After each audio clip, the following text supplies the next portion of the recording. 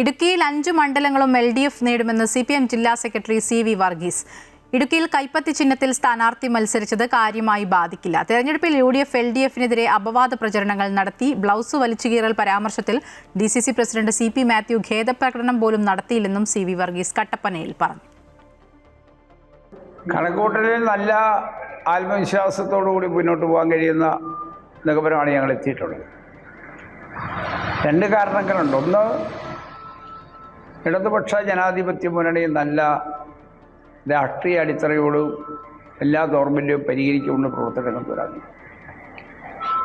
2, കേരളത്തിലെ ഇടതുപക്ഷ ജനാധിപത്യ മുന്നണി ഗവൺമെൻറ്റിനോട് ജനങ്ങൾക്ക് നല്ല സ്വീകാര്യത.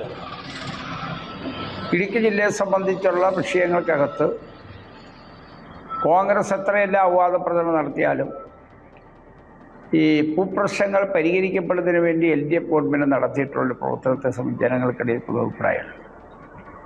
2018 തകർന്നു പോയ ഇടുക്കി ജില്ല ഇന്ന് പശ്ചാത്തല മേഖലയും വികസന മേഖലയിലും വലിയൊരു കുതിപ്പ് തന്നെ ഉണ്ടാക്കിയിട്ടുണ്ട്.